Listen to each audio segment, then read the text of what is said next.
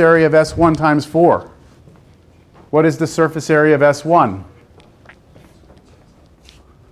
And this is where you were saying would become of some value to us, because for this particular one, we actually would like to know what the area of that is, which means you'd like to know what the radius of that is. And how can you determine the radius of that? It comes from this green thing, doesn't it? Yes, it does. And the green thing comes from this. Yep. So if you take this, look at that as an equation. Look at that as an equation. That would give you the green surface. If you square both sides, you get that. If you move everything, all your variables over to one side, this is a circle of radius 1, which means that the radius of that thing's 1, right? Yep. So that means that the surface area of that, be careful here, the surface area of S1 is half of pi r squared, because it's half of a circle. So it's half of pi times the radius, which is 1 squared. So all you get here is 2 pi. So the flux over S1 is 2 pi.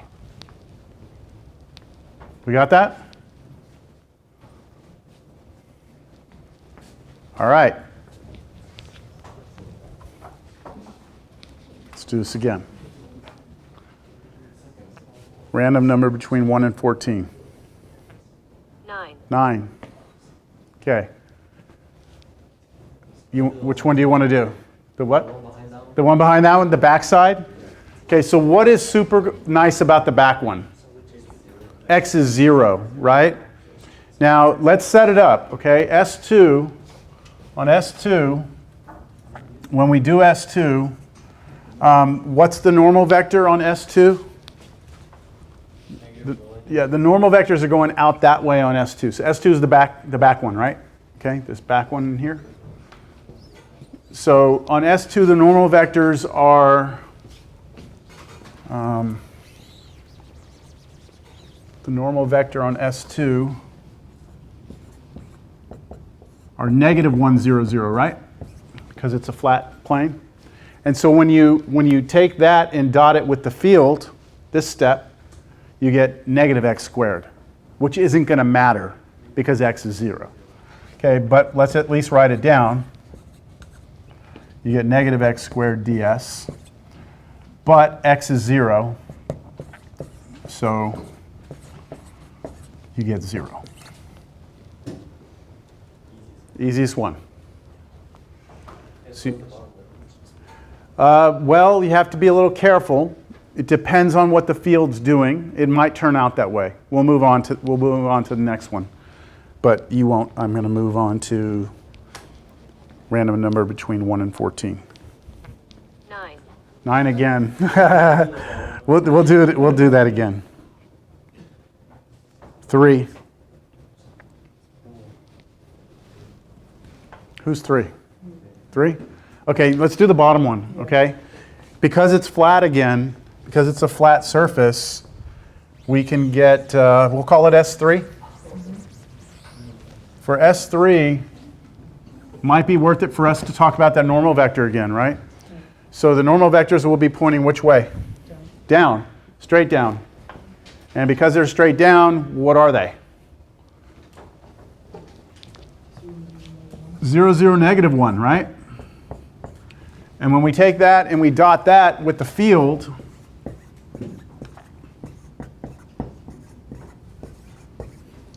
what do we get? 3. Negative z squared. And what about that? What's good about this? Z is 0 again. So it just turned out that in this one, because z is 0, and z is 0 because you're on the xy plane, right? So because z is 0, this is going to be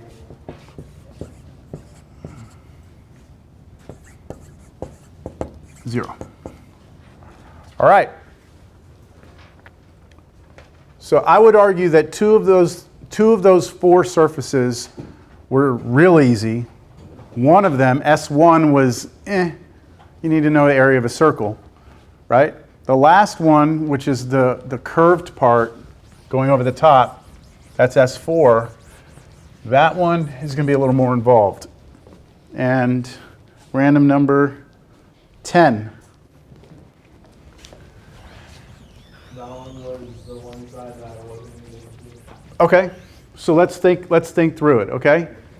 So this top surface, this green surface, would you agree that it looks like that surface is a function of x and y? Yeah. Yes? Yeah. Yes. It's this. But see, x isn't there. But it's okay that x isn't there. It's still a function of x and y, right? The domain of this is the ground, right? The shadow of this. So we can look at S4, that's this one right here, S4, as being the z is some function of x and y. Now the normal vector is not always the same, right? So we can't cheat like we did on the previous ones. It wasn't cheating, it was just working smart actually, right? So what is that function? We take our z there in the inequality, right? We take this inequality, we make it an equals, and that's our function. Because this is basically saying z is the ground, and then z is bounded on top by that half cylinder. So this will be square root of 1 minus y squared. Now, let me ask you, what are we going to use now? And I guess your hint is it's one of these guys. So which one are we going to use? F, right? Because we have a function of x and y. What about our normals? Which way are they pointed? Here. We want them up, right? Away from it. And that formula works when our normals are pointed up, right? So we want, our normals are going like that. So the formula we will use will be the double integral over d of what, negative p partial g with respect to x minus q partial g with respect to y plus r dA, right? That's what we got. And now we just plug and chug. So I'll let you help me plug this in. What do we got? 0. No, that one you ended up having. Yeah. So what is p for us here? X squared, right? So negative p would be negative x squared times partial of g with respect to x. There is no x there, right? So yes, that is going to turn out to be 0, but it's because of that partial. And then minus, now q, which is y squared, times the partial of g with respect to y. That's going to be a derivative with some chain rule, right? So you're going to have like 1/2, all that to the negative 1/2 times the derivative of what's inside, and the 2's cancel. So I think you get something like, is it negative? Or did you already? Right, so the derivative of this with respect to y would be that. We're okay with that? Everyone okay with that? Wait, why isn't it? Let's just do it. You have 1 minus y squared and that to the half, right? And we're going to take the derivative of that with respect to y. So the half comes out, 1 minus y squared to the negative 1/2, right? Times derivative of what's in here, which is negative 2y. Then this 2 and that half cancel. You still have the negative on the y, and then this thing drops to the bottom. So we got that, and then plus r, and what's r? Z squared, right? But we need everything in terms of x and y, right? So what is z squared going to be for us? That's z, right? Z is this? So z squared is that thing squared. So just 1 minus y squared. And then all of that dA. Does that all make sense, everyone? Yeah. Okay, now we need to actually grind this thing out.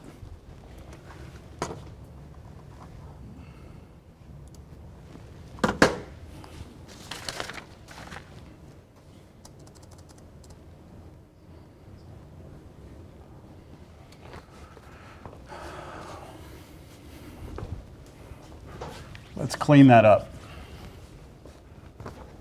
Double integral over d of y cubed over square root of 1 minus y squared, and then plus 1 minus y squared dA.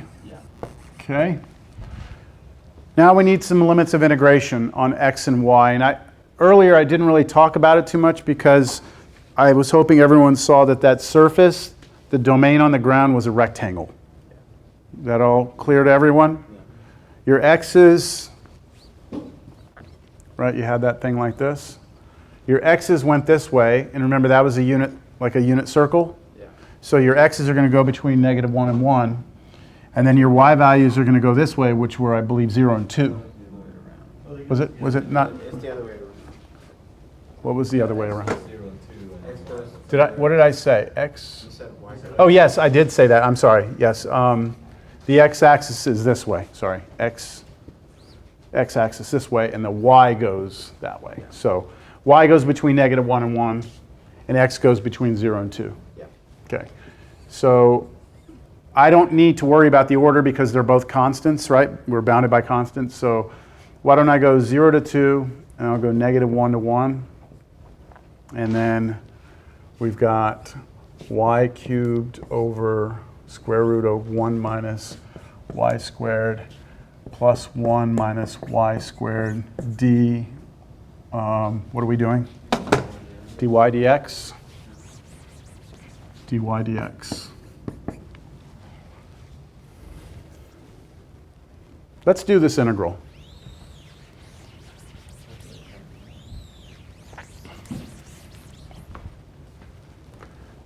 I don't have to say it anymore. Just there's a little button that came up that said generate the password form, or the random number.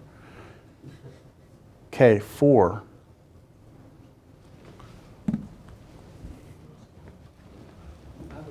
Yes. Can we split the integrals into the components of x and y? Yes, you could. So that's Like, you mean, could we do like integral from 0 to 2 of dx times the integral from -1 to 1 of everything else? Yeah. Yes. And this will be just 2. yeah.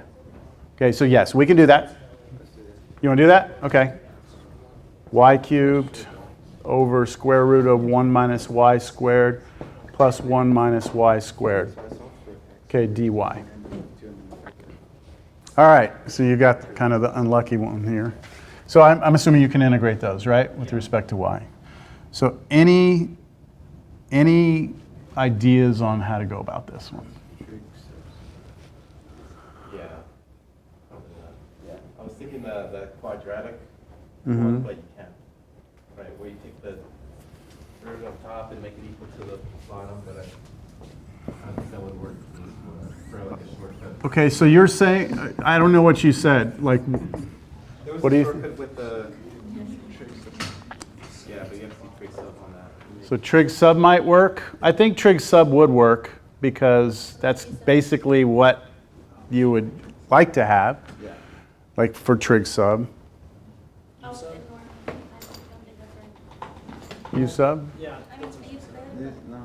I mean, I thought on the tube because of the 1 minus y squared there and the 1 minus y squared as the additional on the other side, but that makes sense. Yeah, so okay, so we've heard trig sub, we've heard U sub, but that was withdrawn. Yeah, withdrawn. And then any other methods? Partial fraction? The radical there is problematic. So I'll show you what I see, okay? Here's what I see. I see this.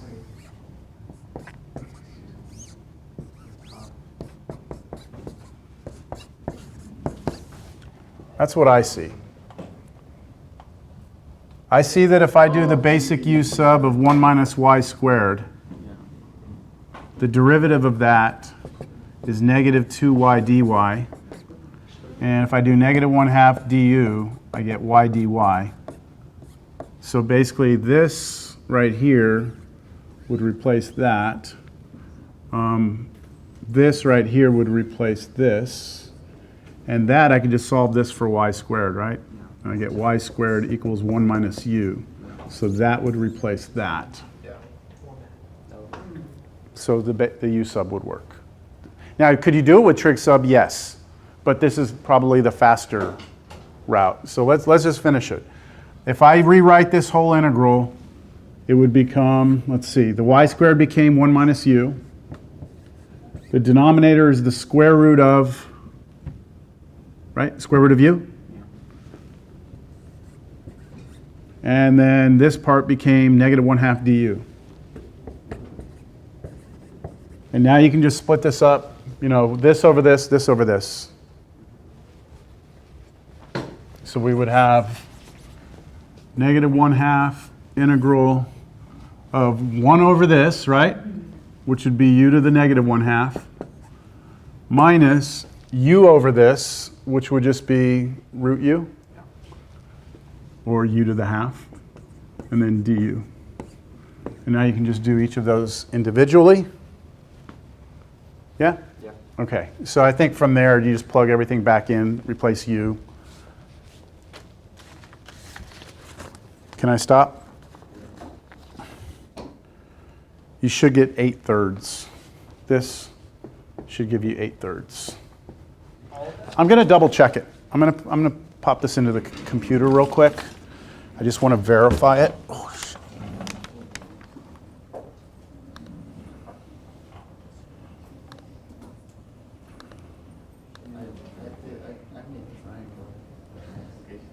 You did trig sub, did like a reference triangle and everything? Yeah.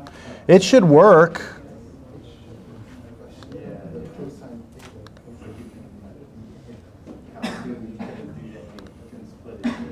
Okay, so we go 0 to 2, negative 1 to 1, and then we're doing y cubed over the square root of 1 minus y squared, and then plus 1 minus y squared, plus 1 minus y squared, and we're doing that with respect to y then x. Whoa! In that moment, he knew.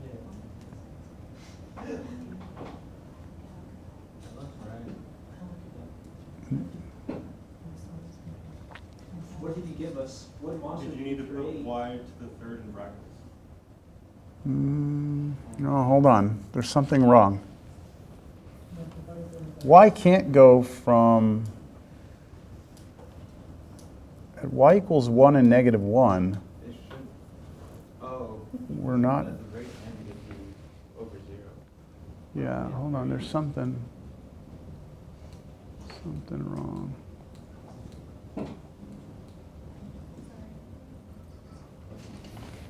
Hold on.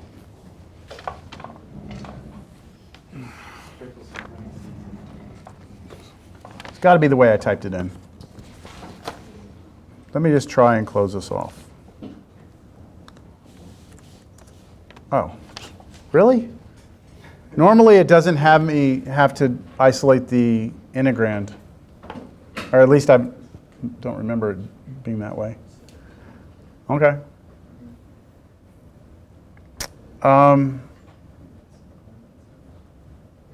Okay. Yes? So what's our final answer? No, it's like this. 2 pi plus 8/3. Whatever that is. Okay? That's our final result. Oh, y'all want a break, huh? I took my break while y'all were doing the problems. Y'all want a little break? Come back at 4:02? 4:05? 4:05. 4:05.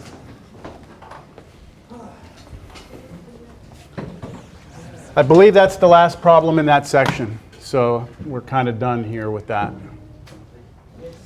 Yep, that's the last problem in that section. Did it take us out of the charger? Like that. Doesn't count over.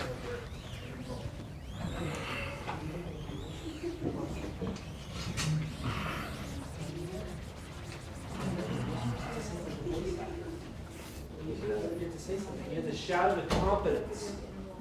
Well,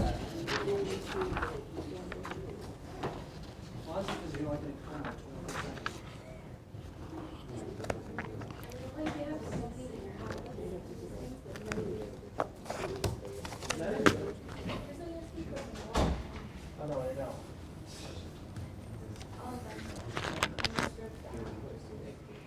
I know, no, I do have one of those. I have one of those power strips that has 7 plugs on it and has 2 USB ports. Yes. I have a question. Wouldn't this be improper if the one were to like be plugged in there?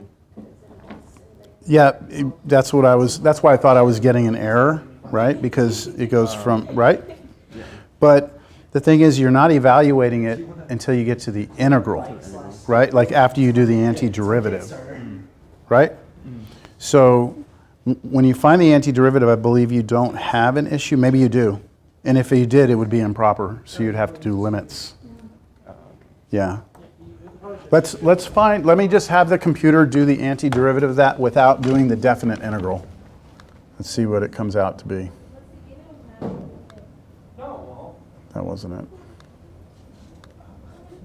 This one?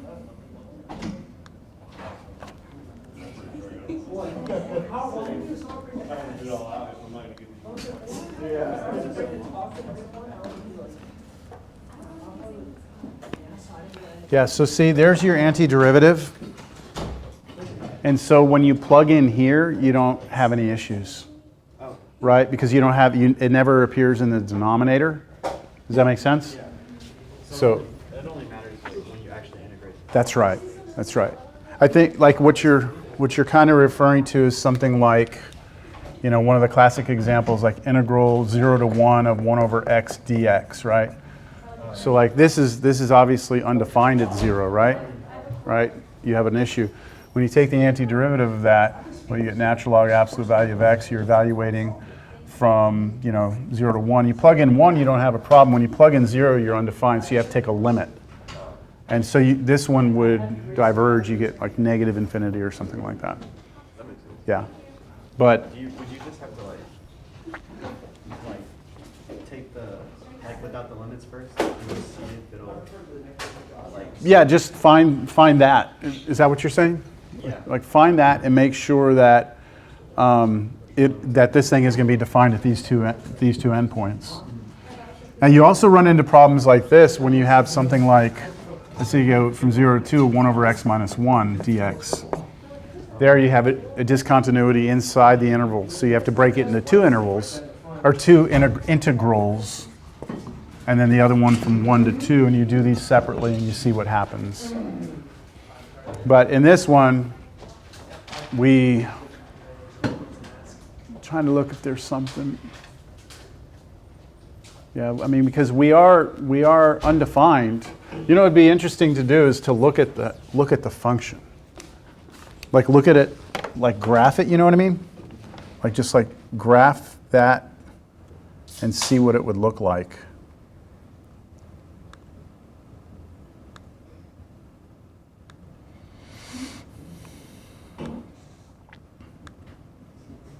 What's going on here?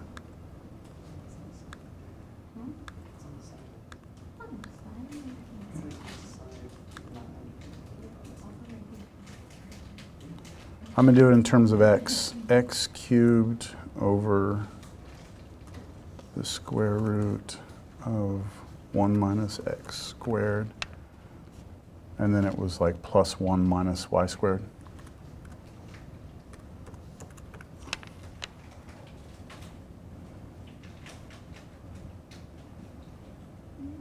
So can you see this okay? Probably zoom. So you have obvious discontinuities here. It's not defined. So you have these asymptotes happening at -1 and 1, but the area under here is finite. So do you remember running into that in calculus too?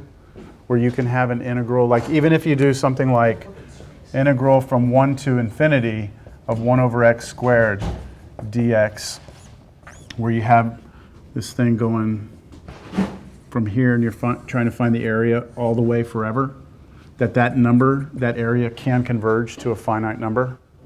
Yes? That's basically what's happening here. And the reason we know it's finite is because when we took the antiderivative and plugged in the endpoints, we didn't have any problems. The natural log of x, the one I showed you a second ago, that one diverges. The area is infinite. Does that help? Yeah. Okay.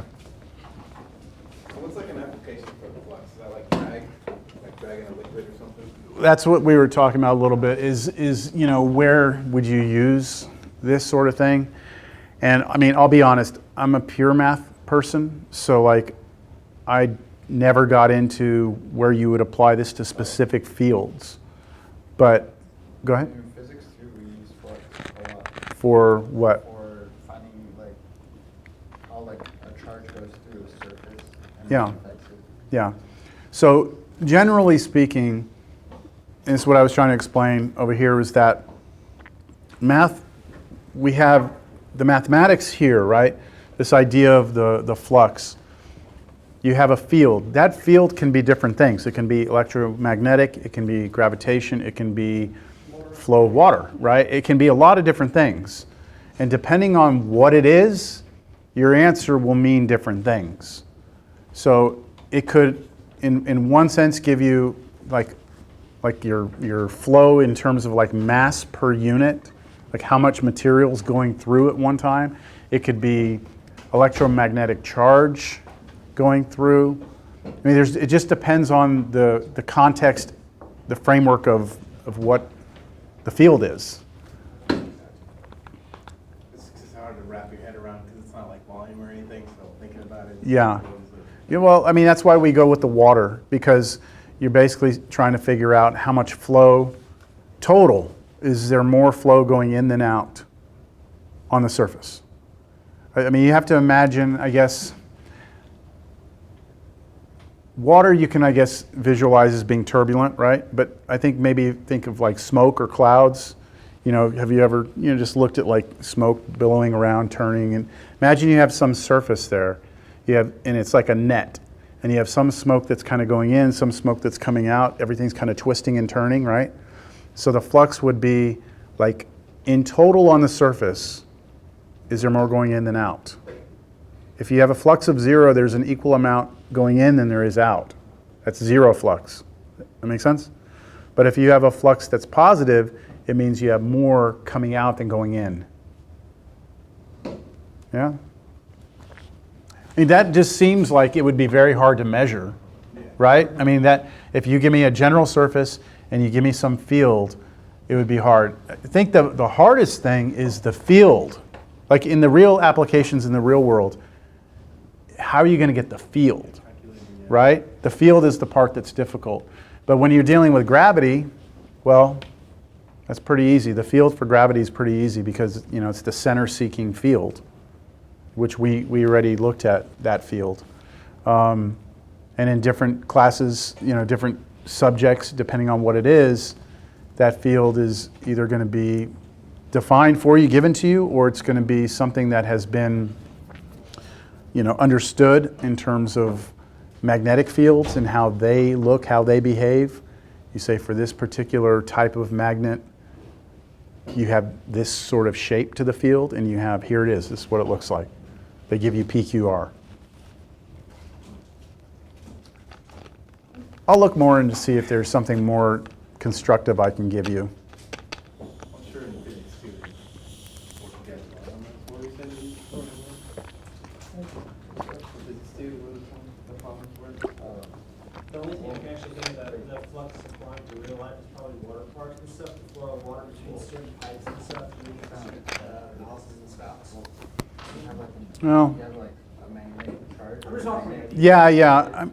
I'll look into some next class. I may have a little more for you all. As it goes through a plane or a surface, you get flux, and then you can change the direction of that surface. It changes the flux, and then the change in flux gives current. It gives you a current.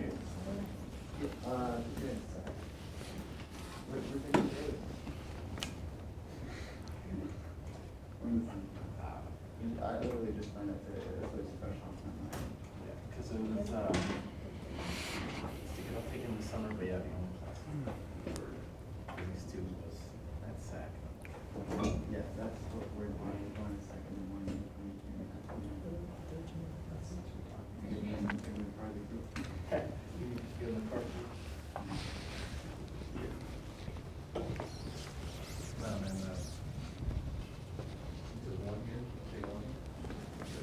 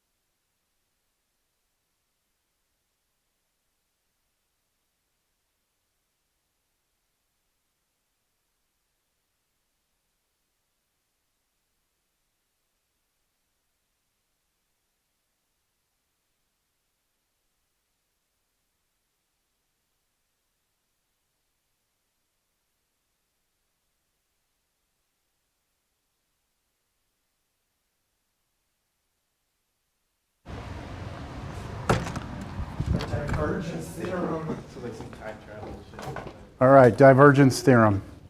I'm skipping Stokes, all right? And I'm skipping Stokes for a reason, and that is the divergence theorem, or Gauss's theorem. Did I tell you all that story about the kid who, I feel like I told you that story, that was asked to add up the numbers? Yeah. It's Gauss, that's who we're talking about. Same guy, okay? So Gauss, this is his theorem, says that if you've got E, which is a simple solid, and an S is the boundary of that, a boundary surface of that solid, and we say S has positive orientation, so our normals point outward, and F is a vector field where the components have certain properties of having nice derivatives, then we can actually calculate the flux by using a triple integral instead of using a surface integral. This is the divergence theorem. So what we're doing is we're saying instead of trying to find like the net flow through the closed surface by doing a surface integral, we can do a triple integral over the solid that's enclosed by the surface. And all we have to do is take the triple integral over E of the divergence of f dv. This is our classic triple integral, okay? All we have to be able to do is calculate the div of f, the divergence. Divergence was the easiest. It was easier than curl, right? So we're gonna do a problem that we did today, but we're going to use this instead, okay? So let's go back to, which one do I want to do? Yeah. So let's go back to this problem that we had from 13.7.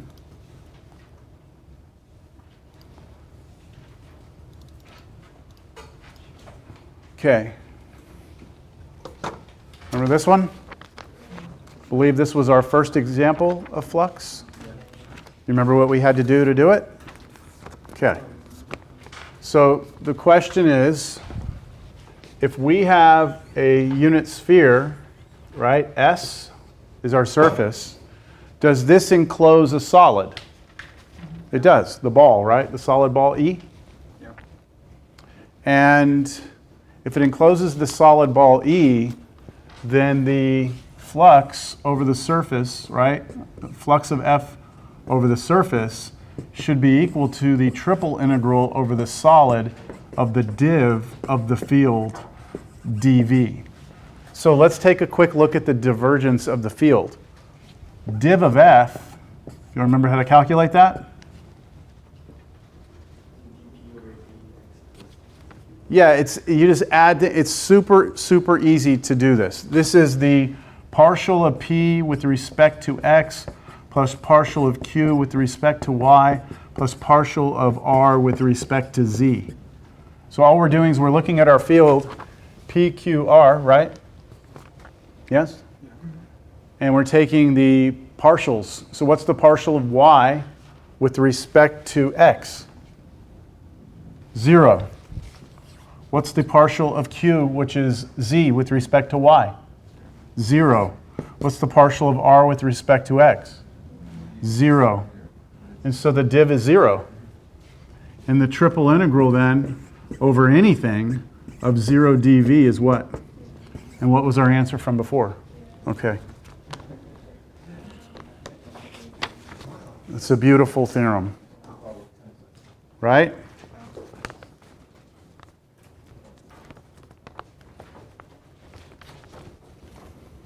So let me change the vector field real quick. Let's do the same problem. Let me change the vector field. Let me change the vector field to the vector field x, y, z. So how would this problem change? This would now be 1 plus 1 plus 1, which is 3. So this would turn out to be 3 dv, right? which would be 3 times the triple integral over e of 1 dv. And so that ends up giving you 4 pi r. Yeah, this right here is the volume of E, right? And since we actually know the volume of the unit sphere, it's 4/3 pi r cubed, but in this case r is 1, so 4/3 pi. Yeah. So this would be 3 times 4/3 pi, and that's just 4 pi. So if the div is clean, right? If the div is something clean, this could make our lives significantly better, right? Yes.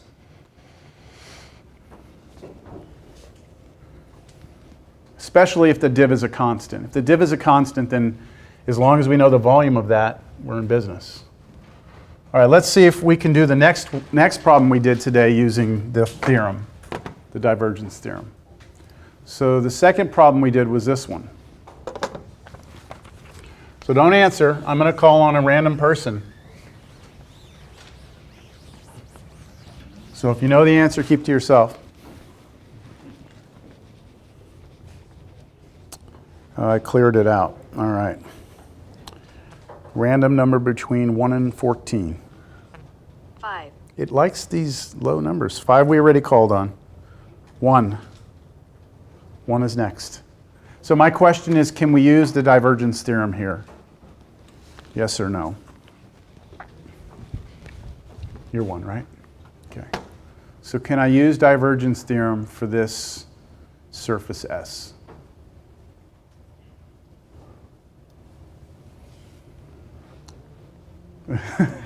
What? What? No, why not? Yeah, is our surface enclosing a solid? No. Divergence theorem's off the table, all right? So as great as it is, it's not going to solve all of our problems, all right? It's only if our surface encloses a solid, so it's not going to fly here. How about this one? Yes. It will. It will work here. So let's see if we can do this one with the divergence theorem. Do y'all remember the answer on this one? I think I told you the answer, and I said I might come back and compute it later, right? And we never actually got to it, or right?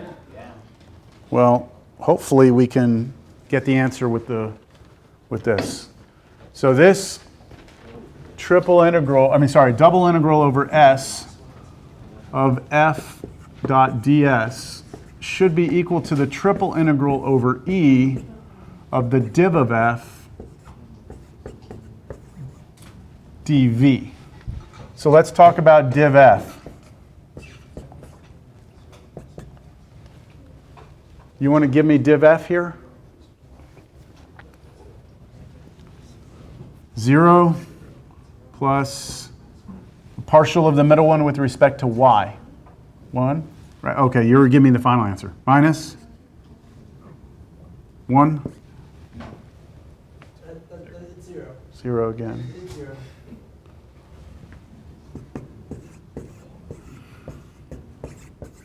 Okay, hold on. But didn't we get answers? Hold on. We got an answer for this, yes. I left you with an integral, right? But we never did it, Yeah. right? I think you're looking at the, I think that's, is that the same one? So we did take it all the way? Oh, did I type that one in? Oh, I did. And we got pi and negative pi. That's right. And they canceled out. We got 0. Yeah, that's what. Okay, so this isn't the one I was talking about. Okay. Much better this way.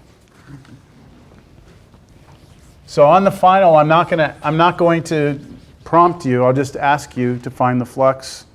And if you can use divergence theorem, then I would recommend you do it. But make sure you can use it. Okay, what about the next example? This one, where we went around the room and we were like, let's see, and right? Yeah. So this took us a little while, and that one curved part was kind of nasty, but what did we get? It was like 2 pi plus 8/3? Okay, so can we use the divergence theorem here? Yes. Yeah, okay, so we have a solid. Let's go ahead and take a look at the div of f. What's the div f here?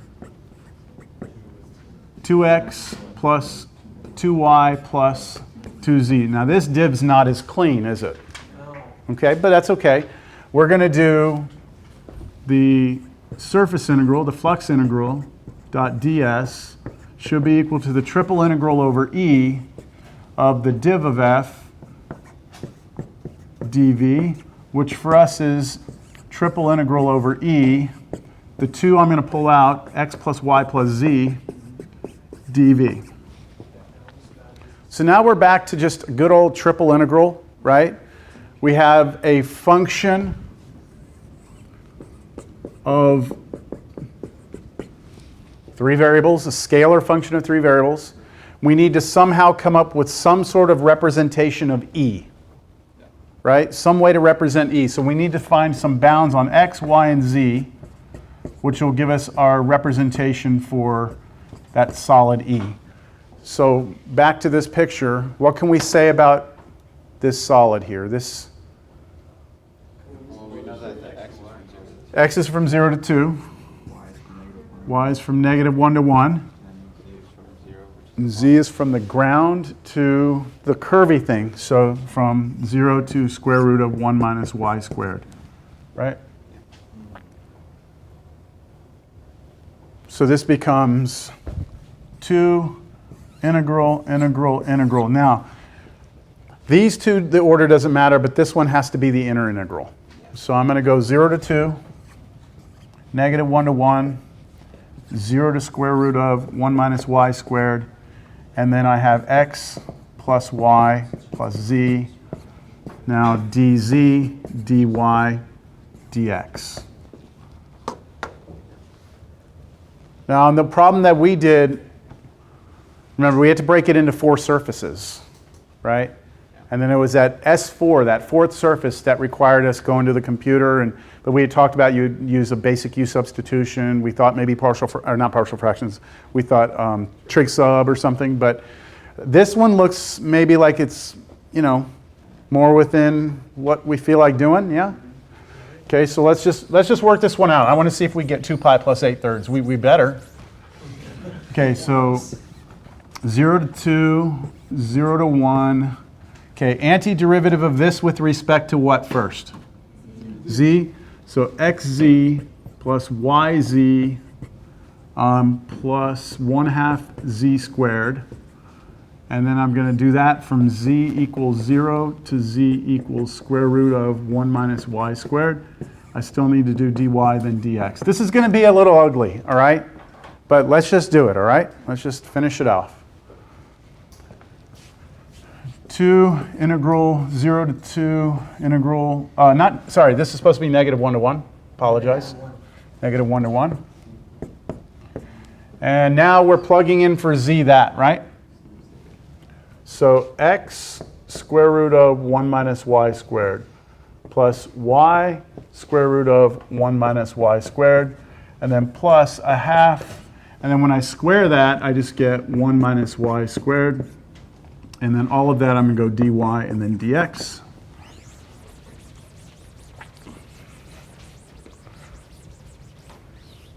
Not exactly the most exciting integral I've seen. It's still going to be a little bit of work, isn't it? All right, so let's work on this. Antiderivative of this with respect to y, you could use your trig sub. But I believe we have a formula on our formula sheets for this. That'll be a shortcut for us. Someone have, I do have my book.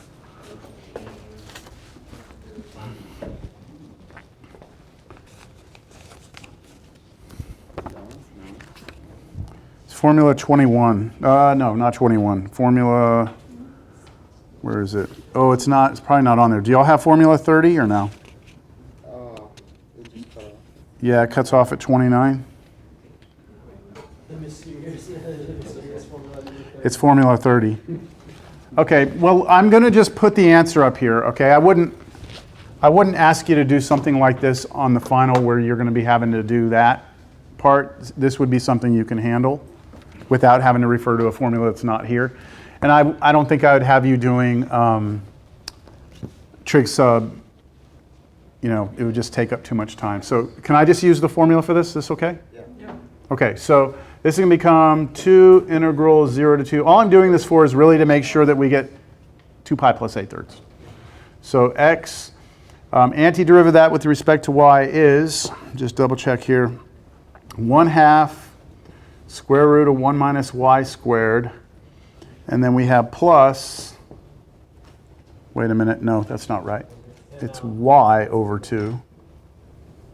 Y over 2, 1 minus y squared under the root plus a squared, which is 1/2 arc sine of y over 2.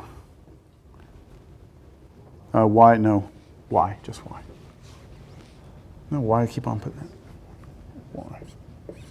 Okay, so that's the antiderivative. That's the antiderivative of that. So that's sitting with an x in front of it, like that. And then take the antiderivative of this one. This one, I think the antiderivative is a little bit easier to do, right? Because you're just trying to do, so you can just do u sub.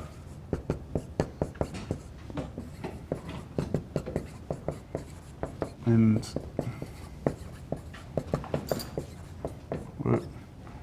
so we should be able to rewrite that integral negative 1/2 u to the half du.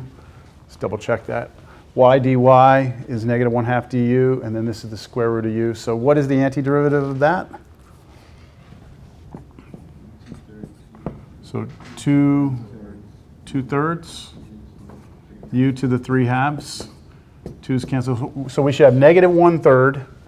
So I'll put that right here. Negative 1/3 u, which is 1 minus y squared to the 3/2. So that's the antiderivative of this. And then plus, now I can just distribute that through to both of those. So plus 1/2 y minus, what are we going to get there? We have minus 1/2 y squared, but antiderivative. So minus 1/6 y cubed. All right, so that's our antiderivative. We want to evaluate that from negative 1 to 1, and then we've got to still do dx. But I think when we start plugging in 1 and negative 1 here, things are going to be good. Okay, so let's try it. Let's see what happens here. We have 2 integral 0 to 2. All right, so what happens when I plug in 1? I have x. I have 1 minus 1 squared. That's 0, right? 0 plus 1/2 arc sine of 1. And then done with the x part. So then minus, what happens here? Plug 1 in there. 0, so that's gone. And then plus 1/2 times 1, which is 1/2, and then minus 1/6. Okay, that's what I get when I plug in. That's what I get when I plug in 1, right? Then I still have to do minus. Now let's plug in negative 1. So when I plug in negative 1, I have my x. Negative 1 in here again gives me 0. And then when I plug in negative 1 here, I'm going to get plus 1/2. I won't put the 0 this time. Arc sine of negative 1. And then when I plug negative 1 in here, I'm squaring it so it goes away again. And then negative 1 here and negative 1 there, I should get minus 1/2 plus 1/6. Yeah. Okay, all of that dy. Wait, no, this was, hold on. Right there, right? Yeah. Yeah, because that x is only acting on this part right here. Dx, yes. All right, before I do this antiderivative, let me clean this up. Okay, what's going to happen here? What is arc sine of 1? So that's saying where is sine equal to 1, and that's going to happen at pi over 2. So this is pi over 2 times this, which is going to be pi over 4, right? So we have x times pi over 4. And then we have plus a half, right? Minus a sixth, right? So it doesn't, yeah, you can do it this way. This is going to be, what, 4/12, so it's a third? Yes? So that's going to be plus a third. And then we have minus. Over here we have x times, what's arc sine of -1? That means where's sine -1? So that should be, that's negative pi over 2. Remember, arc sine is defined between negative pi over 2 and pi over 2, right? So we can't use 3 pi over 2. We have to use negative pi over 2. So this is going to be negative pi over 2, but then times that. So we have x, where the hell am I? Minus x times negative pi over 2. I better put this like this. And then, what are these two together? Minus the third again. This, well, minus, but 1/3. Okay, dx. We're getting there. So 2 integral 0 to 2. I've got pi over 4x, and then I'm going to have plus another pi over, wait, why did I put pi over 2? Yeah, this should be pi over 4. I apologize. This was negative pi over 2, right? Yeah. But then times a half, so negative pi over 4. So I'm going to take that, and I'm going to subtract a negative, so add. So what's pi over 4x plus pi over 4x? Pi over 2x, okay? And then I have a third minus a third, that's 2/3.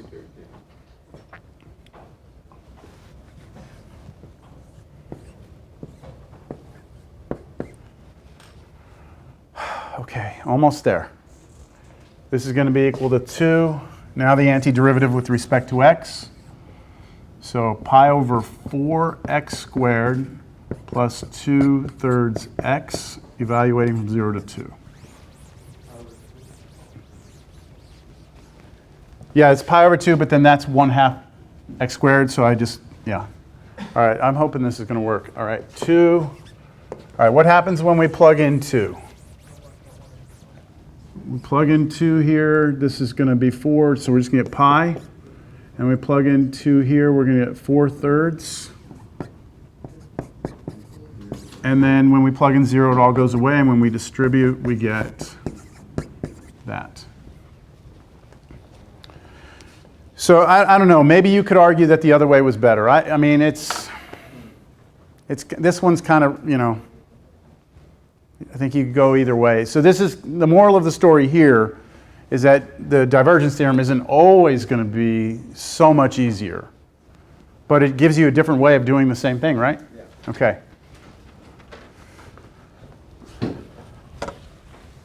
Now let's take a look at the next one that we did. Oh, that was it, right? Yeah. That was it. That was that. Okay.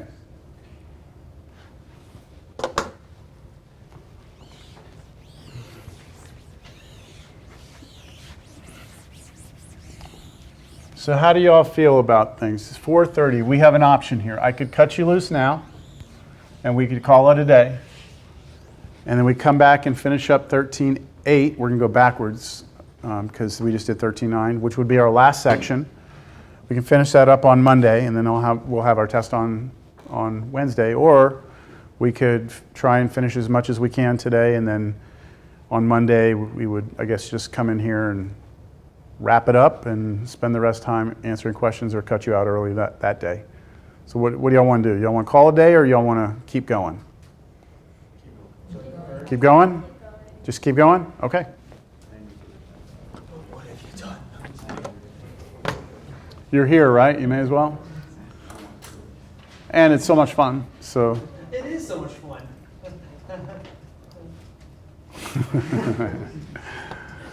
All right, so now we do Stokes' theorem. So it's a little weird the way that the book does this. I would have preferred that this section come before surface integrals, but That's the way it is. So Stokes' theorem. It's similar to the divergence theorem in the sense that we're going to be able to do an integral that we had tried before that was tough with something new, with something different. So we have to remember, we have to go back